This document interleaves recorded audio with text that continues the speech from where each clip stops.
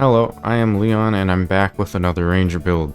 This build is with the elite specialization Soulbeast.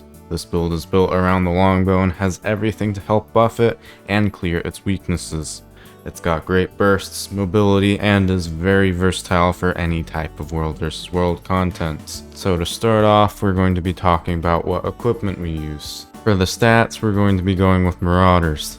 Marauders is a good stat for almost any build in World vs World that is focused on power damage. Provides you with good vitality for sustain while also having decent damage. Now to move on to weapons. Of course, our first weapon is going to be Longbow. Since this build is built around Longbow, it's going to be your main weapon. To go with Longbow, we have Sword. Sword is very helpful because Bow does not have any mobility skills. So with Sword having 2 leaps, it provides the mobility that the Longbow doesn't. It covers that weakness and can be paired with great offhands such as Axe or Mace.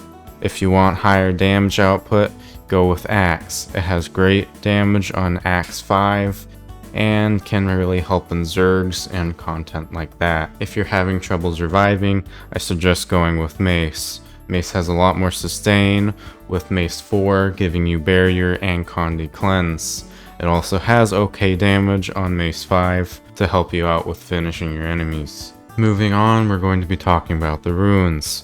The runes that we use for this build is going to be the superior rune of the Eagle.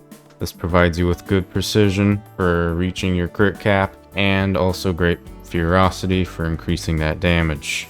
For the sigils, of course I always go with the Sigil of Force and Sigil of Impact. I can't really pass up the damage increase that comes with these. The 8% damage increase that always comes with them is really nice, and in the perfect situation, you're going to be getting 12% damage increase, which is even better. This is going to be on both weapon sets because I just really like the damage increase. For the Relic, we have the Relic of the Mistburn. This increases our might generation greatly, especially paired with the food we use, which we'll be able to get to later. On top of increasing our might generation, it also helps us reach our crit cap with the extra 10% crit chance. If this relic doesn't float your belt, you can either go with the Relic of the Weaver for increased damage output when using stance skills, or you can go with the Relic of the Speed for even more mobility for repositioning. For infusions, again, they're not super necessary, but the damage increase to guards, lords, and supervisors is really helpful. So going with the Mighty Worldly World infusion is probably going to be the best infusion for this build. For food, the fried golden dumplings are really good. These don't have an internal cooldown and grants you a chance for might on critical hits. This greatly improves our might generation in this build because of our multiple hit skills. Now for the build itself. For pets, we're going to be using the Raven and the Skychalk. The Raven will provide us with even more mobility that can even be used while in Longbow, and its Prelude Lash can help with landing your Axe 5. This pet can be replaced with the Owl if you decide you need more sustain, or are going with offhand Mace instead of Axe. As for the Skychalk, this is going to be your main damaging pets. This provides you with not 1, not 2, but 3 incredible area damage skills. For your healing skill, we have Bear Stance. This is going to be a Condi Cleanse as well as your heal. Every second for 4 seconds after using the skill, conditions are consumed for healing. On top of this is also a stance skill. So if you chose to go with the Relic of the Weaver, this also increases your damage output. For a utility skill, we have Protect Me. This is great for more sustain and provides you with regeneration, protection, and swiftness. It's also going to be your main stun break in most situations. Your second utility skill is Daliak Stance. Again, this is another stance that if you chose the Relic of the Weaver, you'll be increasing your damage output. You want to be more careful with using the stance though, because this is very helpful for tanking damage and provides you with great stability. If used at the wrong time, that could end the fight and not in your favor. This is also going to be a stun break if you really need to use it for a stun break, I suggest using this mainly just for the damage decrease and the stability, however. For our third and final utility skill, we have Sikkim. This is going to be your main damage increase. This is going to be used with most of your burst skills, such as Longbow 2, Longbow 5, and Axe 5. These are great for increasing that damage output that you can get. On top of this, it also gives you regeneration and swiftness, thanks to a trait that you'll find out more about below.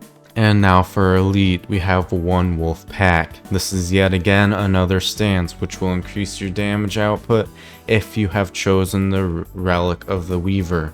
Besides that, you mainly use this for the damage increase that it gives when using your high multiple attack skills, such as your Barrage, your Longbow 2, your Axe 5, or maybe even your Mace 5. The reason for this is because every time you attack a foe, so every time a damage is ticked, they're going to be taking another damage, of course, with an internal cooldown. Now our first specialization is going to be Beast Mastery. Pack Alpha increases your pet's attributes. However, when you're melded with your pet, your Soul Beast, you get attribute increases. On top of this, your pet skills gain reduced recharge times, which is very helpful because most of your damage is going to be coming from the Sky Chalk and your mobility from your Raven. Your next one's going to be Resounding Timber. Commands apply additional boons around you. These commands are like Protect Me and Sikkim. This provides you with regeneration and swiftness. This also doesn't just apply them to you, it applies them to your allies as well, as long as they're close enough. Your next trait is going to be Loud Whistle. When your health is above the threshold, your pet deals increased damage. I'm not sure if this damage increase goes to you when you're melded with your pet. However, your pet swap also gains reduced recharge. So with Eternal Bond, you're going to be getting a reduced recharge, letting you swap between your pets more often. Your next trait is going to be Two-Handed Training. Even though we don't use Greatsword or Underwater Spears as often, we're still going to be getting Fury every time we disable a foe, which is very helpful for keeping our Fury up. This can, however, be replaced if you're wanting to find a better trait for Sustain. Natural Healing lets you get 375 healing per 3 seconds to you when you're melded with your pets. This may not seem like a lot of healing, but it can be very good in situations where you do need that healing. Your next trait is going to be Pet's Prowess. Your pet moves faster and deals more damage on critical hits. When melded, you get the Furiosity increase for 150. Now for your final trait of the specialization. This is going to be Honed Axes.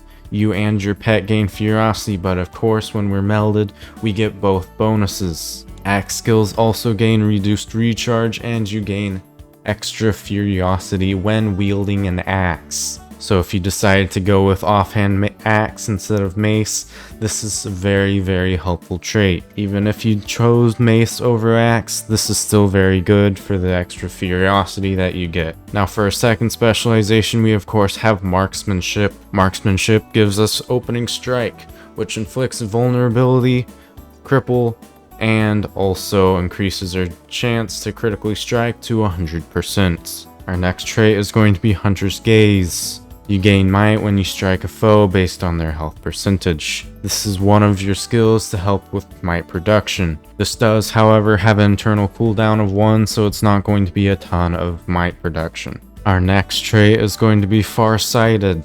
This increases our damage increase of all ranger weapon skills, but it also increases the damage when you're farther away from them. The range threshold for the skill is only 600. Our next trait is Lead the Wind. This is going to be the one trait that the build is mainly built around.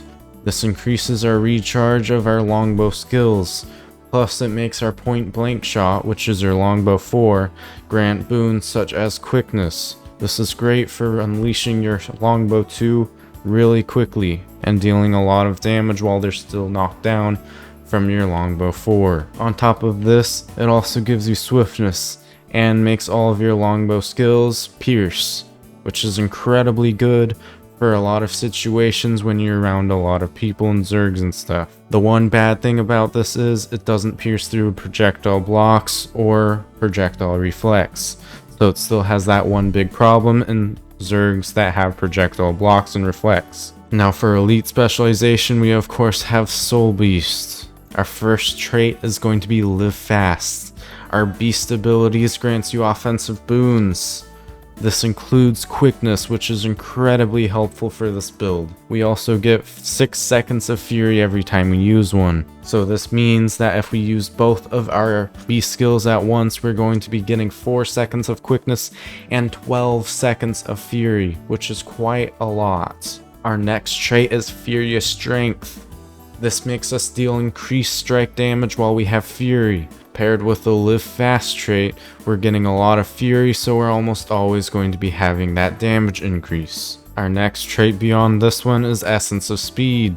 Whenever we gain quickness, we increase the duration of our other boons that are affecting us. This further helps keep up our might and fury generation. Our next trait is going to be Twice as Vicious. Whenever we disable a foe, our damage is increased for a short duration. So when we lead into our Longbow 2, we always use our Longbow 4 for the quickness, and now because disabling a foe increases our damage output, this further makes using Longbow 4 before Longbow 2 even better. For our last and final trait, we have Eternal Bond. This is incredibly useful because instead of just using one of our pets, we can use 2. This not only makes our build incredibly versatile in more situations, it also lets us get even more quickness by swapping between our 2 pets for their beast skills. Now to talk about our skills. So our Raven on our pet 1 skill has Swoop. This makes it so we can get away really easily because look at how much distance that leap has. Our second Raven pet skill is Quickening Screech.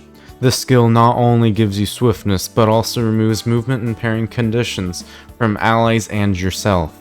Our third pet skill on Raven is Prelude Lash. This pulls foes towards you and binds them briefly, so they're unable to move because they're immobilized. This also, because of one of our traits, gives us Fury for 7 seconds and Quickness for 2 seconds. This skill is very useful to pair with Axe 5 to help keep them in one place. Our first pet chalk skill is going to be Electrocute. This is an area damage skill that does quite a bit of damage and inflicts vulnerability. This is great for Zergs and also has a really short cast time of 1/2 of a second, and with quickness it's even faster. Our second Skychalk skill is going to be Spit Goop. This is also an incredible damage skill and has really long range. Again, just like our first one, this is going to be area damage. A cool tip while using this is you can actually use it while facing the other direction, so if you're running away, it still can be used. Our third Skychalk pet skill is going to be Worldly Impact. This also is another area damage and can do quite a bit of damage while giving you quickness and fury. If you decide to go with Owl, your first 2 skills are going to be the same as Raven, but your third skill is instead a healing skill. This still provides you with the quickness and fury, but also gives you resistance, Conde Cleanse, and a great heal. This doesn't only work on you, it also works on your allies. So in situations where you're in a Zerg, this is also going to help them slightly. For a Longbow, our Longbow 2 is going to be our main damaging skill. But to lead into this, we're going to be using Longbow 4. This is a knockdown and provides you with quickness thanks to one of our skills we talked about earlier. Because of the knockdown, we're normally able to unleash all of our rapid fire onto them before they get up, unless they use a stun break. This burst can get as high as 20,000 sometimes, almost just one-tapping people right away. Our third Longbow skill is Hunter Shot. This can be easily used after rapid fire to help finish off enemies that need it, or used for its stealth. Sometimes the stealth can be really helpful for getting away. This is shown a lot in my Worldly World Only character series. I use it a lot for the stealth to get away. Our final Longbow skill is going to be Barrage. This has a really large area and can be used anywhere. anywhere that you can reach with your cursor. You don't have to have line of sight, so you can hit behind walls, hit siege on top of walls, and do anything else easily. The skill also has 2 ammo, which means you can use it twice after a small cooldown. This also does not count as a projectile, so using it on Zergs is very helpful. For a sword, both of our skills are going to be leaps. That's what we're mainly going to be using them for. Sword 2 is a smaller leap, and Sword 3 is a longer leap. Pair them together and you've just got a really large escaping skill. Don't underestimate the damage of these though, because they can deal up to 10,000 damage with crits and might. On top of this, Sword 3 also immobilizes your foe and gives you an evade. For Axe 4, it's going to be a pool, but it's very hard to land in most situations. But of course in Zergs it's a lot easier to land because people are a lot easier to tell what they're about to do. As for your Axe 5, this is your main damaging skill and you can spin, dealing a lot of damage. This also provides you with resolution, projectile reflect, and a lot of vulnerability. If you pick Mace instead of Axe, you're going to be getting a really good sustain skill on Mace 4. This gives you barrier and barrier on hit. This means you can get up to 3000 barrier quite easily. Along with this, it's also a Condi removal. Plus, it gives you a small amount of stability. For your Mace 5, we have Wild Strikes. This is going to be you banging maces on the ground, dealing as much damage as you possibly can. It has a CC, and it's great for getting that nature strength. Once you hit 5 stacks of nature strength, you become larger. Once you become larger, all your damage is increased and your healing. On top of this, your mace skills are also refreshed. This does not happen right away because you only have 2 mace skills and it's hard to land them all completely. But when you do, it's a nice damage increase. Now that you understand the basics of this build, I will now show you how well this build works in real situations.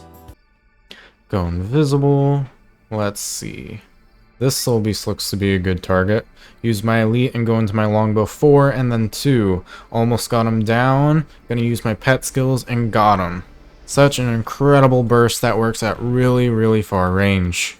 Another Soulbeast. Let's use Sikkim and my elite. Unleash my longbow burst, dismounted him, and got good damage afterwards. Head in for the swoop, realize that I have the wrong pet for my axe, see him using his smoke scale skill, and I know I can land some hits afterwards. Chase him with my sword too, and realize I'm taking too much damage. So I use Protect Me and Dolly Stance to try to survive and head off to make some distance. I then swap to my bow and land a good burst, catching him off guard. I start off by trying to land some hits on the scrapper, but end up getting pressured a bit too much for my liking. So I try to escape with my swords. I then realize he's now targeting my friend. So I head in with my sword and land my Axe 5 for 7000 damage. I now head to the back line while my teammate tanks and distracts them all, getting nice damage on my longbow burst and down the thief. I then head over to finish him off, and then release my burst onto the Spellbreaker. 11,000 damage with longbow plus another 4,000 damage on my pet skill. I then chase him down and down him. The remaining scrapper then runs inside of ogres. A few moments later, my teammate was overwhelmed with multiple people and I didn't even realize. I then went to escape using my sword skills and my pet leap. This build has great escape potential, especially for when you're oblivious like me. This starts off with the Soulbeast coming after me. I land my good longbow burst and use my chalk skills for extra damage. After he comes out of his smoke scale skill, I land a great sword 2 and 3, dealing 12,000 damage in total, and finishing him off with my auto. I almost died to his pet and his down state, but heal and head back in to finish him off. After finishing him off, I quickly head over to my friend with my sword skills. I use my normal longbow burst to get the scrapper extremely low, then head in with my pet sleeps and Chalk's electrocute to down him and finish him off. This fight is extremely quick. I start off by dismounting this thief and doing my longbow burst, packing a huge punch and one-shotting the squishy thief while he was stunned. This shows just how great of a burst your longbow can do, and works great against thieves, which are very squishy outside of their evades and invisibility. I start out this one by seeing this Harbinger and getting ready to unleash my longbow burst. I miss half of it due to hitting the ground, but still deal 10,000 damage. I then use my pet skills and sword 2 to finish him off, regardless of missing half of my longbow bursts. This starts out with us going in on the commander's call. We run up the stairs doing damage with our maces and our pet skills. The damage was minor due to the weakness we had, but we continue to go up the stairs and damage this druid for 10,000 damage. We put a barrage at the top of the stairs to keep him locked in. We then head back to the tag and land a decent sword 2 and 3. We then run out of weapon skills, so we decide to use pet skills and deal some damage to the Zerg coming up the stairs. We get ready to push, and then I use Sikkim and Mace 5, dealing good damage, and then swap to Longbow for our barrages, and then we can use our pet skills and other barrage freely, helping to finish the other Zerg off. Look at all that loot. In this one, the tag marks the dragon banner. I use my elite for the extra damage, and then I let my burst go onto the berserker. I try to hit him with the barrage, but he ends up dodging out. I then continue to use my auto attack just to pressure him enough to get close to our Zerg. He heads over and my team finishes him off. I then accidentally slip off and need to get back inside. I use my sword leaps to make some distance, but I could have went farther with my owl. I also could have stayed up here if I used my heals, but I wasn't thinking. But at least I was lucky enough and my team comes to save me. Either way, it's very important that we deal with dragon banners as soon as possible, as they are deadly to your Zerg. Put down my barrage at the top of the stairs for protection when they start to come up. We then get ready to push down the stairs, and I try to use my longbow burst. It gets projectile blocked, and I swap to using barrage. We then head down while using our pet skills. I use my sword leap to try to get closer, but he ends up heading through the door. This is mainly good for roaming, but it can also be useful in Zergs as well. Just not as much through damage, due to the fact that projectile blocks completely negate your longbow's damage. One of the main things this build can contribute to Zergs is as a siege clearer. It can reach over walls without much problem. Doing this not only clears siege to help with Zerg survival, but it can also pressure the siege users off of them. Getting up on ledges like these on the walls can help with reaching farther over the walls because you don't need line of sight for the barrage to work. Not many other classes, if any, have skills for doing this. Even though the longbow may not do well in large group content, it still can do okay in small groups. You can use this as a way to pick off single players that are away from the group. It has huge bursts that you don't want to forget about. Sometimes when attacking towers, it's a good idea to pressure players on trebs. The knockback that they do to your catapulters can be pretty terrible to deal with. This time I landed one barrage, and it ended up fully downing the trebber, giving my teammates longer to use our catapults. Hey, I hope you enjoyed the video or at least found it informational. If you like the build or have any questions about it, feel free to leave them in the comments below. As always, I hope to see you in one of these, and have a great day.